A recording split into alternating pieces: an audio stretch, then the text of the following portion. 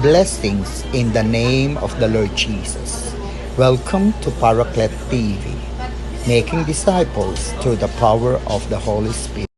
Ating layunin sa pag-aaral ay para maipaliwanag natin ng maayos kung ano ang mensahe ng Ebanghelyo. Tatlong mensaheng ito ang dapat na ating ibinabahagi sa mga tao upang sila ay makaranas din ng kaligtasan na ating pong naranasan. Ang unang mensahe ay ang pag-ibig ng Diyos Ama. Ang ikalawa, ang sakripisyo ng Panginoong Kristo na anak ng Diyos. At ang ikatlo, ang pagbabago ng buhay ng mga tao dahil sa kapangyarihan ng banal na Espiritu. Ay ng part 1. At ang part 1 na ito ay tutukoy sa unang mensahe ng kaligtasan. Ano po yon? Ito po ay ang the love of God the Father. Alam niyo, ang pag-ibig ng Diyos ay dapat maranasan ng tao sa bawat araw, sa bawat oras, sa bawat sandali. Ano po ba ang gusto ng Diyos at ano po yung hindi gusto ng Diyos na may kaugnayan sa pag-ibig? Tingnan John 3:16. For God so loved the world that He gave His one and only Son, that whosoever believes in Him shall not perish but have an everlasting life. Ang versikulong ito ay nagpapakita na iniibig ng Diyos ang sanlibutan.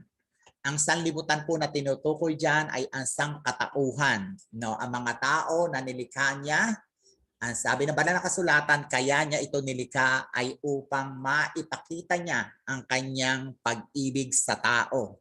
At ang pag-ibig na ito ay pinatunayan ng Diyos mula pa noong likhain niya ang sanlibutan. Paano po nangyari yon? Dahil iniibig niya ang tao, ayaw niya na ang tao ay may pangangailangan. Kaya ibinigay niya muna noong unang araw, ikalawang araw, hanggang ikalimang araw, hanggang ika-anim na araw, yung mga bagay na kakailanganin ng tao.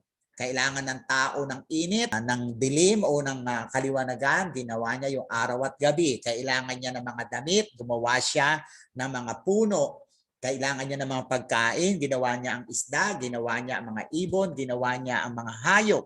Lahat ng pangailangan ng tao, ipinrovide muna ng Diyos at nang makita ng Diyos na napakaganda ng kanyang nilikha, inilagay niya yung tao ang mga bagay na pagtugon sa pangailangan ng tao, ipagpapakita na ang Diyos ay umiibig sa bawat tao. For ang gusto ng Diyos, magkaroon tayo ng buhay na walang hanggan. Ang ayaw ng Diyos, tayo ay mapahamak.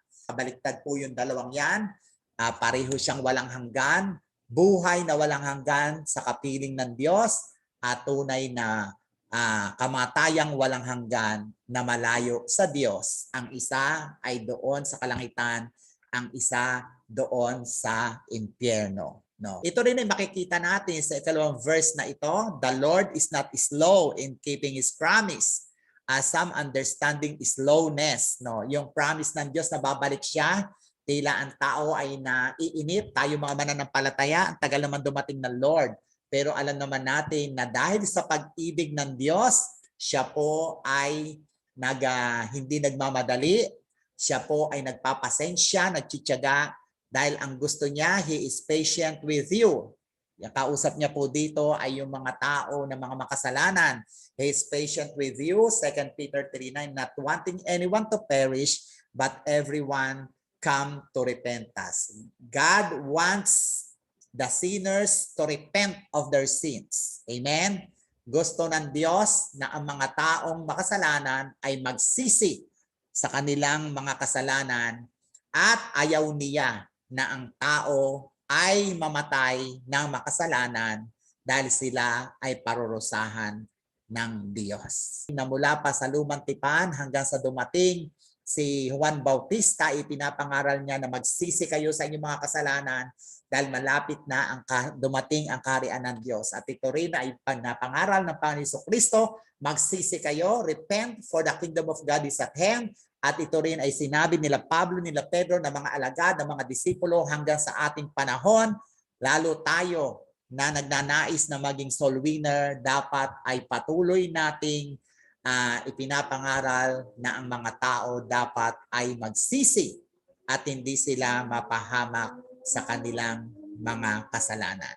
Ezekiel 33:11, Ezekiel na isang propeta ng Diyos sa mga Israelita, ang sabi dito, "Say to them, as I live, says the Lord God," ang Diyos mismo ang nagsasalita, "I have no pleasure in the death of the wicked, but that the wicked turn from his way and live. Turn from your evil ways, for God does not want them to die as wicked." Ayaw ng Diyos na mga tao makasalanan ay mamatay ng makasalanan. Gusto ng Diyos na ang mga taong ito ay magsisi, iwanan ang kanilang kasalanan, at sila ay magbago ang kanilang buhay. Dito na unang Timoteo 2:3-6, "For this is good and acceptable in the sight of God our Savior, who will have all men to be saved." God wants that all men to be saved. Amen? Gusto ng Diyos na lahat ng tao ay tunay na maligtas and to come unto the knowledge of the truth, at sila ay tunay na maunawaan ang katotohanan. Ano yung katotohanan?